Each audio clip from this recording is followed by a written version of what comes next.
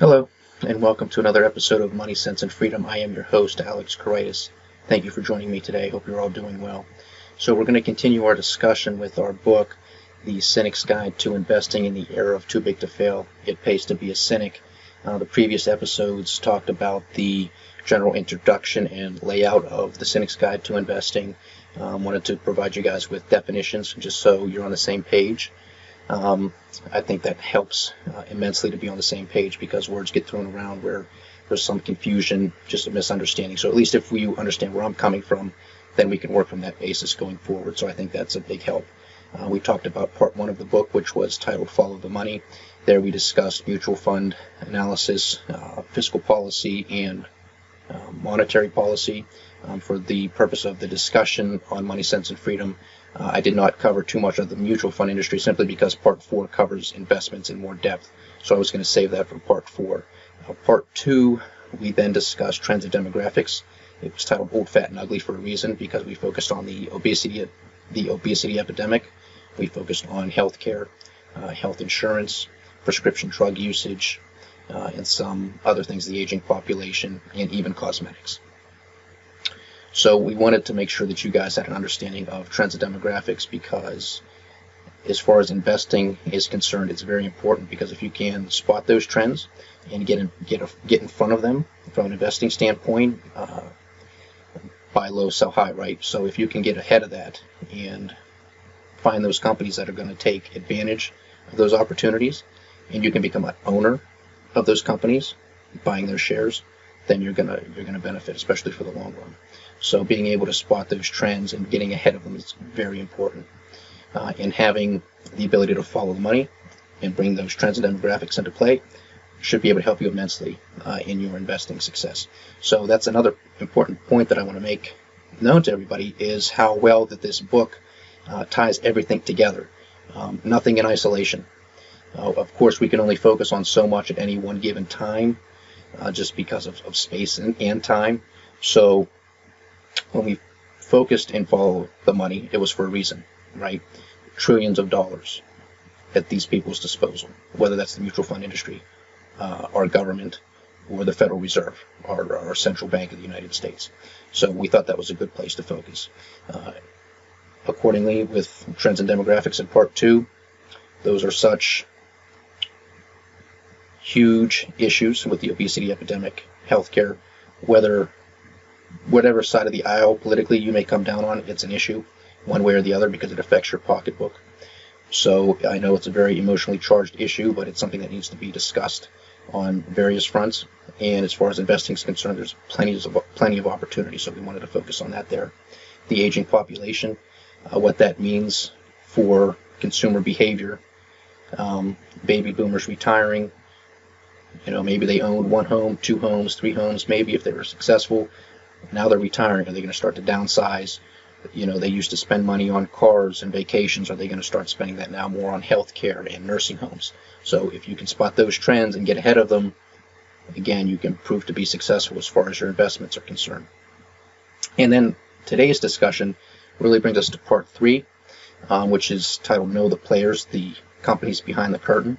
And if you're a fan of The Wizard of Oz, that's sort of where we came up with this title, The Companies Behind the Curtain. When in the movie, when Toto was pulling away the curtain from the quote-unquote wizard, he said, pay no attention to the man behind the curtain. That's sort of the same thing here. So instead of it being a man, we're talking about the companies behind the curtain. So again, how everything ties together, follow the money, trends and demographics, and then the companies that exist within the marketplace to take advantage of where that money's going, of those trends and demographics. So again, whatever your economic ideology may be, whatever your political ideology may be, companies exist for a reason. They exist to make profits. They exist so that they can continue as a going concern into the future for as long as possible, as long as they want, as long as they can. Profit is not a 4-letter word. It's a good thing. It's what drives the economy. Every one of us probably has something materialistically in one form or another that we like, or we enjoy the conveniences of cars and flight, or cell phones that are so much more than just phones. Those are produced by companies. So to demonize all of business, I think, is really a misunderstanding and a poor characterization of free market economics. So, and that's what this program is going to be about. It's really going to be about educating people, bringing in those right definitions so that everybody's on the same page. If you want to demonize something, that's okay. You can do that. But make sure you know what you're demonizing before you start doing it. That's all I ask. And I'm going to do my best to be a proponent of free market capitalism and define it accurately, and to provide historical context as my basis of argument. I think that's so crucial because so many arguments, I think, today are based off of speculation and emotion. It's okay to be emotional. I think passion is a very important thing in life, but it needs to be rooted in something, and that something is facts. It's in historical context. It's in sound logic. It's not just because you say so or just because you feel a certain way. That's just not how it works, or it's definitely not how it should work. I think it's been working. That's how it seems to be working, and it's not working for us because of that. We have $20 trillion of debt, which we highlighted in part 1, and a whole host of other issues that are discussed throughout this book's entirety that highlight that very scenario. So, with that said, let's get started with part 3.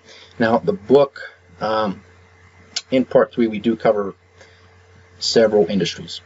I'm not going to discuss all of those here for the purpose of time and for the purpose of there's just too much information to go over here. But we do focus on banking and finance. We focus on energy. We focus on media. We focus on big defense. And we focus on lobbying. So with that, let's get started. And what I'm going to focus on here today in today's episode is the military-industrial complex, defense spending, if you will, and then we're going to tie some of that back into lobbying. So let's look at some graphs. So this first graph that I'm going to show you here is U.S. national defense expenditures. The time frame for this is 1947 to 2016. Now this is a little bit more of an all-encompassing set of data. What I mean by that is this takes into consideration U.S. national defense consumption plus gross investment. Depending on what type of data you look at, maybe you were just, other charts and graphs may just show defense consumption or defense investment. This is all of it. Okay, so this is a little bit more encompassing. This is in billions of dollars. So just like all of the other graphs that we've shown, especially in Follow the Money, and even in part 2, Trends in Demographics, we're talking with billions, trillions of dollars. This is no exception. So with that said, if we look at this graph, we could sit here and we could stare and we could ponder and we could analyze this graph for hours. Why does it take the shape that it does? What happened over the various decades that caused this graph to perhaps stay steady, to a steady incline, or maybe it was a severe increase? So if we look at that and we start with our first data points, really in the late 1940s, early 1950s, we see that just like all of the other previous graphs in the previous episodes, it's a pretty steady increase year after year. So taking 1947, that was right after World War II, there really wasn't any enemy per se right after World War II, just because of the decimation. Japan was nuked. Nazi Germany, fascist Italy, socialist Russia, Great Britain, Europe was just decimated. The United States, at least from a territorial standpoint, was relatively unscathed. Of course, Pearl Harbor, but that wasn't the mainland, and that was a military base. So our infrastructure really wasn't decimated, not nearly to the degree that it was in Japan and in Europe and even parts of Northern Africa. So that really gave root to the emergence of the United States of America being a superpower economically and militarily. And we discuss that in further detail in the book, so please get your copy, read it, study it, reread it, analyze it. You're going to learn a lot. So following World War II, we had, of course, the Korean War, which is the forgotten war, unfortunately. That was a few years, but defense spending remained relatively steady. Then we get into the 1960s, 70s, of course, Vietnam occurs. Regardless of whether you think that war lasted too long or shouldn't even existed, it's besides the point for this argument, because all we're showing is how much spending on defense increased over that time frame, and you can see that it did increase over the previous decade. 70s started to increase a little bit more than the 80s. Then you had the Reagan administration, who was obviously a big proponent of big defense, and also with the Cold War. So that explains that increase over the period of the 80s. Then, of course, in the early 90s, the Soviet Union collapsed. So that was sort of quote-unquote peacetime during the Clinton administration. So that's why you sort of see a leveling off and even a little bit of a decrease there from previous years during the 90s as far as U.S. defense consumption is concerned. And then President George W. Bush administration comes in, and unfortunately 9/11 occurs. And then we begin our war on terror for the last decade and a half already. President Barack Obama, 2008, he even increased defense spending during his tenure for the first couple of years. And that's something that I want to focus on here. So if we look at this graph, our peak is in 2010. And that actually topped out, I think it was around $830 billion. And since then, it's been tailing off. So now currently we're standing around 730-ish, roughly $100 billion since the peak of 2010.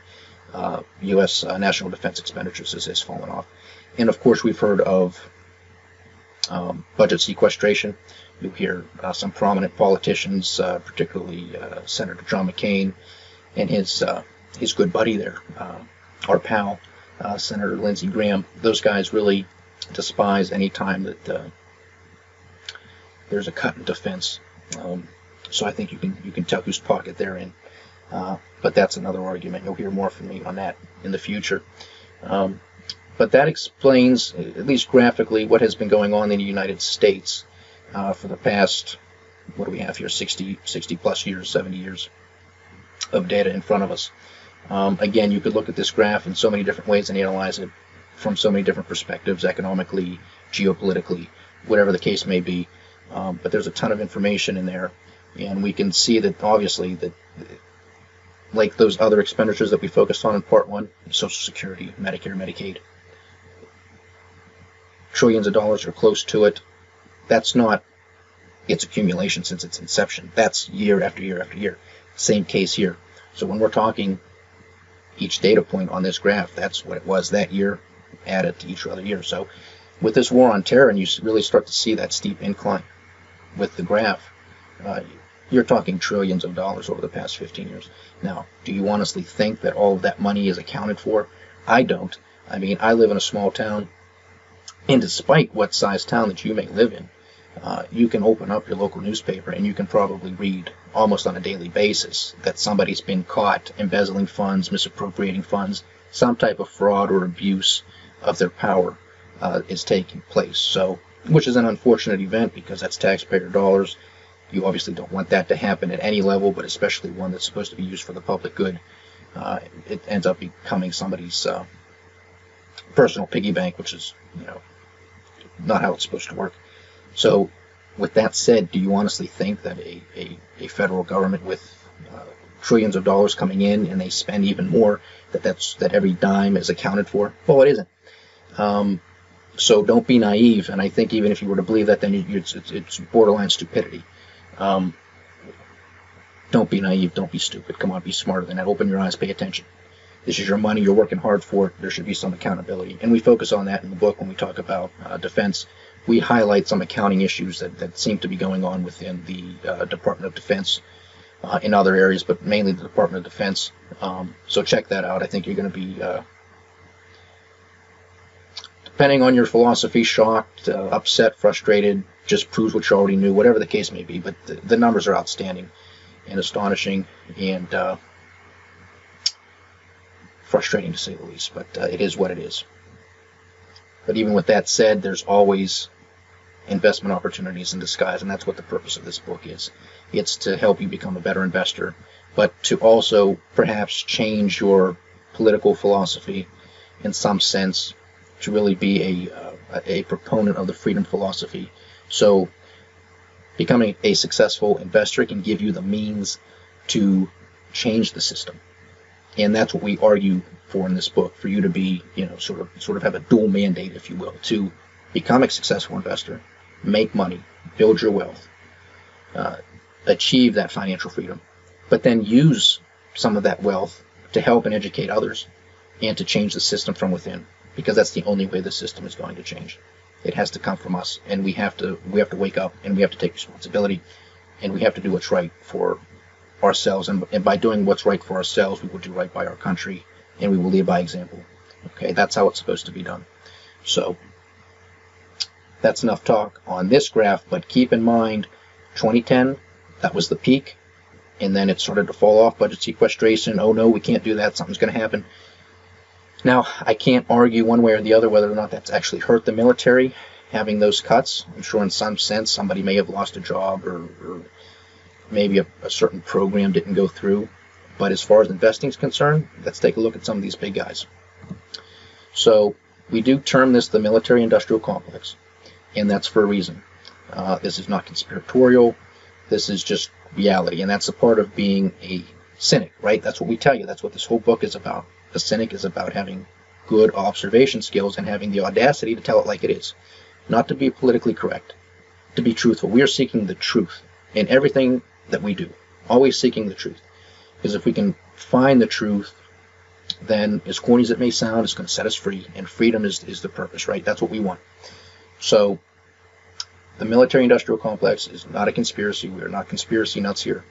We're just making observations, okay? There are huge companies that exist that benefit directly from the U.S. government awarding contracts and grants to certain companies. Now, the largest companies in this country are the ones noted here: Lockheed Martin, Raytheon, General Dynamics, United Technologies, Boeing, and of course there's others.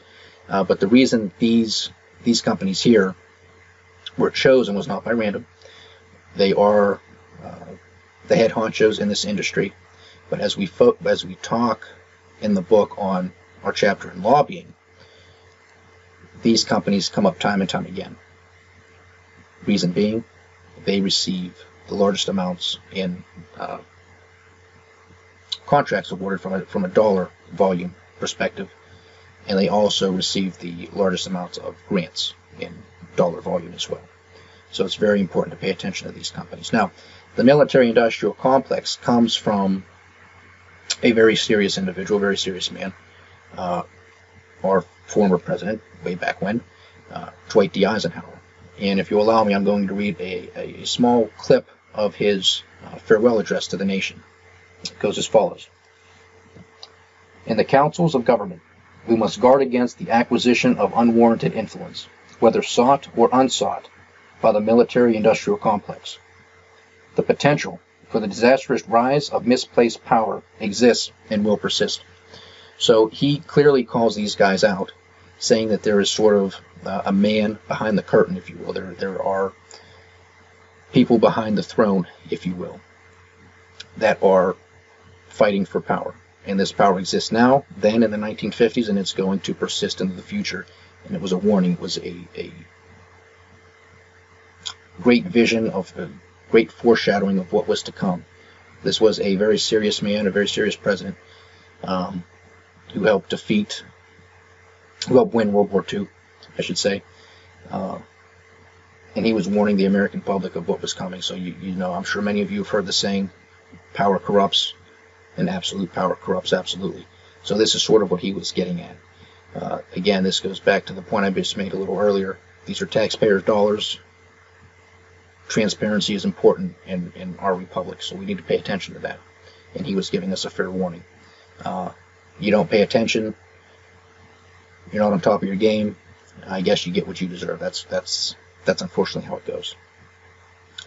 But if we look at this graph here, the military-industrial complex, Lockheed Martin, Raytheon, General Dynamics, United Technologies, and Boeing, if we look at their stock prices from 2010, and this is from the beginning of 2010, in January, and then to today's current share price, I thought that was a little interesting thought experiment, a little interesting exercise to see what may actually happen, because with all of this talk of budget sequestration and what have you, you would think that maybe there would be some sort of significant decrease in these guys' share price, simply because there's less money being flown around from the Defense Department or from other various government agencies that may utilize these companies. But as you can see, that was clearly not the case. And in fact, if this was something that you may have been cynical on or just astute to, and you said, you know what, I really don't think these guys are going to take a hit regardless of what happens, budget sequestration be damned, it's not a big deal for these guys. You would have been right. You would have made a lot of money. I wish at the time, 7 years ago, I was thinking like this. Of course, I was a student then and maybe a little shorter on funds, but now with the vision that I have, that my co-author Bradley Corona and I have, you know, we pay attention. And you have to. If you want to be a sound investor, if you want to know what's going on, if you want to know where to invest your money, when to start investing your money in certain industries versus others, you have to pay attention. You have to have good observation skills. And you have to be realistic about it. You can't just look at things the way you want them to be. You have to look at the way they are and then act accordingly. So with this graph, if we look at Lockheed Martin, we have a share price at the beginning of 2010, $76. Today it's $272. Dividend per share is $7.28, not too shabby, with a percentage yield of 2.68%. Again, not too shabby. But over a 7-year time span, you're talking an increase of 258%, just in share price appreciation alone. That doesn't count your gains that you receive from the dividends, which they offer throughout those years and have increased year after year. So you're talking a huge home run there with Lockheed Martin. Same thing with Raytheon, $52 to $157. Another decent dividend per share and yield, 202% gain. And then you could read the rest. But I mean, the only one that really didn't take off was United Technologies at 59% over that course of time. I would take 59% any day of the week. Okay, even if it took 7 years to get there, because they're paying a dividend and that dividend is likely to increase. So pay attention to this. And I hope you're starting to understand, even though I've been stressing it, how each part of this book is connected in one form or another. Again, you can't look at anything in isolation in and of itself. You have to take everything together because it all flows together. A lot of this money that's going into Lockheed Martin's pocket came from your pocket. You're a taxpayer. It went from your pocket to the government. The government said, okay, the defense budget's going to be XYZ. Here's the money they allocated. They sent it to the Defense Department. The Defense Department issues contracts. They go out to bid. Lockheed Martin gets them. That money goes into Lockheed Martin. Follow the money to profits. It's your money. Get it back. And you can get it back with interest. You can get it back with share price appreciation. You can get it back with dividends. Very important. That's the purpose of this book. Get your money back and then some. Okay? Because you work hard for your money. Have your money work hard for you. So what? You got to study. You got to pay attention to some of this stuff a little bit. It's going to pay off. It's going to pay off. And you can do it. It's not that difficult. And that's why I'm here. That's why Brad and I wrote this book. Read this book. Use it as a guide. Go back to it. You know, this book came out in 2015. But its words ring truer and truer as every day goes by. And I'm not tooting my horn. It's just the reality of the matter. We gave our prognostication. We said what was going to happen. We gave that analysis. We said what did happen. We said what's likely to happen. We said how you can benefit from that. And if you had taken our advice, you would have done well. I'm not going to say that you would have 258% increases in individual stock picks. I'm not saying that for a minute, although you may have. But Brad and I do well. We put our money where our mouths are, and when I get to part 4, you're going to have a better understanding of what that means. But understand how all of this comes together. Follow the money. Trends and demographics. Trends and demographics doesn't just have to mean in relation to what we discussed in trends and demographics. What are the trends in defense spending? What are the trends in the world of geopolitics? Is it likely to get amped up? Is it likely to get more belligerent? Or is it likely to get more peaceful? If it's likely to get more belligerent and more, saber rattling, if you will, then these companies may do well because there might be a future expectation that more money is going to be devoted to defense spending, and therefore these guys are going to be busier, have more revenues, more profits, etc., etc. Profits being the mother's milk of stock prices. So you should start to see how everything is connected. Follow the money, understand trends and demographics, and understand the companies that want to exploit that, okay, for profit. Very important. So that's the graph on those companies. It's more of in table form. Now we're going to look at it graphically. Just again, just to have another perspective. I stress this, and I'm going to stress this many, many more times. We put our data in some sort of picture form, table, graph, chart, whatever it may be, so that you can see what it looks like. Because if you can see what it looks like, then you can tell a story. And if you can tell a story, you're going to remember it. And if you can remember it, then you can learn it. You can learn it, you know it. Okay? It's not just remembering it, it's you know it. And that's what's important. Because if you can know something, then you have that knowledge. If you have that knowledge, then you can use that to better yourself in a number of ways. Okay? For the purpose of this discussion, for the purpose of our book, it's financially and perhaps even politically. But again, here, if you just look at this graph, and I shortened it, it wasn't from from 1947 like it was in our analysis of U.S. national defense expenditures. This was just from 2000 to 2017, just to show you the end of the peacetime Clinton administration to the beginning of the war on terror and how it's continued throughout. So we really start to see a huge increase, really post-2012. That's really when we start to see a big increase. Now, a lot of this can be attributed to a number of things. Again, we could look at this graph and we could say, okay, well, why did this happen? Obviously, the war on terror and the amount of money that is spent year after year for the past decade and a half has something to do with it. Also, the very fact that, again, going back to part one in monetary policy, that easy money being put into the system by low interest rates for a very long time, which continues to persist, has something to do with inflating asset prices. Stocks are an asset, so we have seen huge run-ups in the stock market, along with other asset classes, over the past decade, really since the bottom of the financial crisis, really 2009, early 2009. Since then, we've seen some huge run-ups in the stock market. So that could have something to do with these the rise in these share prices to the degree that they've risen. But if you can understand that, then you can profit from it. You don't want to be afraid. You don't want to look at the stock market as a casino. Okay. The way that the world is growing, the population, the economic development that so many countries around the world are striving for and are starting to achieve, I really don't know a better time to be somebody who buys and holds for the long term. I really don't know when has been a better time. And that seems to be an ideology that's sort of going by the wayside, or it's ridiculed because it's not the sexy idea. It's not looking at charts and graphs all day and being a day trader, or looking at and making a quick buck maybe on a month-by-month basis or a quarter-by-quarter basis. Buying and holding isn't sexy. There isn't anything sexy about it. It's just set it and forget it for the most part. Do your homework here and there. Make sure there hasn't been any sort of significant change in your investing thesis, which led you to invest in that particular company, asset class, index fund, whatever the case may be. And we'll discuss more of that in detail in part 4. But keep everything in mind, that it's all connected. That's the important thing to keep in mind. So again, graph everything too, if you can just look at it. But getting back real quickly to global expansion, there are so many opportunities, and one of the rules of being a cynical investor is investing in what you know.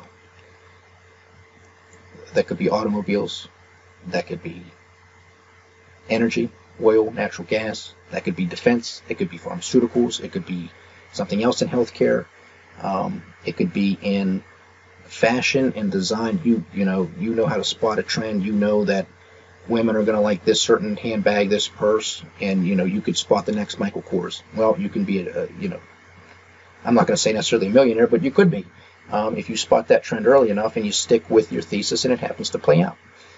Invest in what you know, because that gives you confidence, and if you have confidence, then that's just going to give you staying power to stay in the market, as opposed to jumping in and out. And again, I told you that's one of the worst things that you could possibly do, because you're just going to end up losing money that way. And I don't want you to lose money. I want you to make money.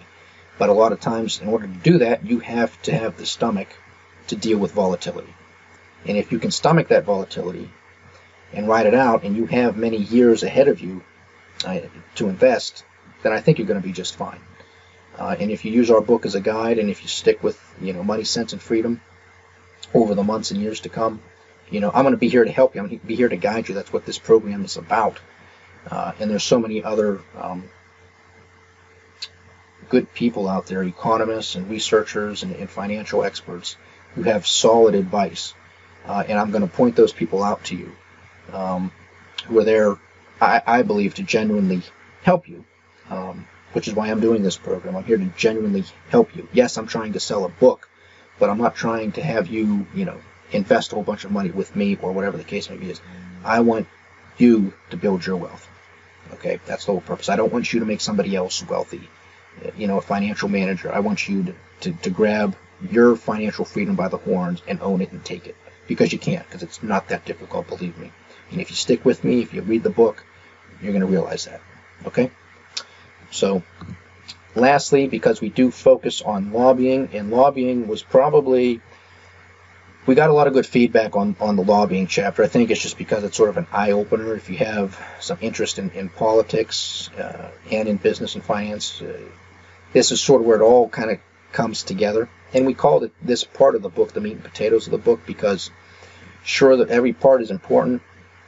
Part one is really a precursor, but maybe you're not so interested in the mutual fund industry or fiscal policy and monetary policy. Maybe that's a little dry for you. I get that. I understand that. Trends and demographics, maybe that's not your cup of tea, because we might be talking about things that you may not understand or you may not be interested in. That's okay too. But part three, it really ties all of those things together, and it really starts to get those wheels turning, to really start thinking about investment ideas, because now we're starting to talk about those various industries that we talk about throughout the entire book, but really start to talk about in part three and then carry that through to part four. Because these are companies that you deal with on a day-to-day basis. Any energy company, you got to fill up your gas tank, so you're familiar with ExxonMobil, you're familiar with BP, Chevron, Shell, and the list goes on and on and on. You do some sort of banking. And if you don't, then you've at least heard of J.P. Morgan, you've heard of Bank of America, Goldman Sachs, and the list goes on. We talk about the media. Maybe you don't watch too much TV, that's fine, but I'm sure you've heard of CNN and Fox News and MSNBC and ABC, right? These companies make a lot of money. They own a lot of other companies. Very important to pay attention to. Defense, maybe you don't know much about defense, but guess what? We talked about them, right? We just had that discussion here today, and there's more information in the book. So everything starts to come together in part three. We're starting to name names a little bit, starting to bring it all together, and then part four says, okay, well, how can we make some money doing it, right? So we're going to end today's discussion with lobbying and just a few questions which were asked in the book and answered in the book, and we went into further detail throughout the lobbying chapter. But what is lobbying? For the purpose of this chapter and for today's discussion, we're talking about Congress, so at the federal level. So lobbying is simply an act taken up upon by an individual, a group of people, or corporation that are looking to persuade Congress to vote for a certain bill, to vote against a certain bill, or perhaps to repeal a certain law that already stands. Okay? What does lobbying seek to achieve? It seeks to achieve that desired outcome. So if we're looking at an individual, or maybe a group of individuals, maybe it's a watchdog group, they're likely to be motivated by some sort of injustice that they may think exists within the United States, that they want those wrongs to be righted. So they may draft legislation of their own and are trying to push that through Congress in one form or another. Or again, they may be trying to stop certain legislation from occurring because they think that that's going to do more harm than good to a certain constituency or whatever the case may be. So an individual or a group like that, like a watchdog group, may be more driven from a political ideology and have more passion from that standpoint, as opposed to a corporation who's probably lobbying simply for the purpose of achieving greater revenues and higher profits. Okay? At least that's how the cynical investor looks at it. And I think that's the right way to look at it as well. And when you read the chapter, the amount of money that we know about, is just astronomical, just like so many other numbers that we discussed throughout this book's entirety. And again, that's what we know about. So backroom deals, whatever the case may be, we don't have a clue as to what goes on there. But what we do know is substantial, and it has influence, and it's going to influence our pocketbooks, because these are laws that are getting passed, or laws that may have benefited us that may get stopped in its tracks because maybe it does more harm than good to a certain industry, and they're going to fight tooth and nail to make sure that that doesn't get passed. So lobbying is something, again, that's a hot button issue. Tempers flare. There's a lot of passion when it comes to this discussion in one form or another. So it's very important to pay attention to, especially in the context of trying to change the system from within. You have to understand how the system operates. Lobbying is a crucial piece of that puzzle. And for the purpose of investing, it's crucial as well, because again, follow the money. Where's it coming from? Where's it going, right? So a corporation isn't likely to give money, give contributions. Of course, you can look at that as an investment by the corporation. They're not going to give it just because they happen to agree with John Smith, senator from Oklahoma, right? It probably doesn't have much to do with political ideology. Again, that probably has more to do with the individual or a certain group. But a corporation, they're interested in making money. So if they think that they can contribute to a senator's political campaign, or congressman's political campaign, or some type of political action committee, that there's some quid pro quo going on. If I give you this, you're going to give me something else, even if it's just an audience to make my case. If it's a titan of industry, they're a titan of industry for a reason. They're probably rather persuasive at getting what they want. So even if it was just time to have an audience with a senator or a congressman or a group of legislators, that could be enough to get something done for that corporation. Now, a corporation may seek a certain law to be passed that may directly benefit them in one form or another. It could give them greater market share. Maybe it gives them a tax break, a tax credit, a direct subsidy that they're going to receive from the government. Maybe make it easier for them to receive grants or some sort of contract award from the government. They may also seek legislation that may do harm to their competitors in one form or another, right? If you can increase a barrier to entry, if you can make it more difficult, more costly for your competitor to compete in the marketplace, then that gives you a leg up. So they may argue for that. And then there may be times where the political situation could be so chaotic that you may have industries lobbying just to say, freeze, just wait, please, don't pass anything else. I have my 5-year strategy in place. Everything's working well. Please don't change the law. Just leave it as it is, because if you change things, then we're going to have to change things, and they might make an argument. People are going to lose jobs. Your constituents are going to suffer, whatever the case may be. So they may look to seek direct assistance through legislation. They may seek indirect by hurting a competitor or increasing a barrier to entry. And they may just say, hold your horses, just stop, let us do what we're doing. Okay, just go on vacation. That's what you guys like to do anyway. Just please leave us alone. That's a possibility. And then lastly, who is lobbying the government and why? Sort of just had that discussion, right? So it could be those individuals, it could be groups, and it could be corporations. So keep all of those things in mind. The moral of today's story, if you will, is understand that everything is connected, that part 3 is the meat and potatoes of this book. We start to name names, we start to name industries, we start to get your mind really hopefully rolling here at this point. Okay, now where can I make money? Where can I start investing? Hopefully by this time that you get in the book, by part 3, you should really start to have that big picture perspective. And that's what we want, because if you can have that big picture perspective, then you can really start to get laser focused. We don't want you in the weeds. We don't want you in the nitty-gritty details, because once you get down there, that's probably where you're likely to stay, and then you become prone to analysis paralysis, if you will. You just stay there and you keep looking and analyzing, and you never pull the trigger. We want you to pull the trigger. We want you to invest. We want you to buy long. We want you to do what you have to do to become a successful investor. And there are hedging strategies as well. We're not a buy only shop here. If there's hedging strategies that can come into play, we're advocates for that. whether it be options or buying inverse funds, those types of things. We'll have that discussion in part 4. But by no means are we just buy all the time. But you have to have a long-term outlook. You have to have confidence. You have to have a strong stomach to weather the volatility, because the volatility is coming one way or another. The world's growing. These are growing pains. Get used to it. There's a ton of money and liquidity in the system. There's going to be gyrations. Some of them are going to be rather shocking. Some of them may be a little bit more predictable. But just become aware of your environment. And when you do that, you're going to gain that confidence. And once you gain that confidence, then you're going to start investing. And you're going to start making money, because we're here to help you. So with that, thank you for joining us. This is Money, Sense, and Freedom. I am Alex Kreitis. We'll see you next time. Take care.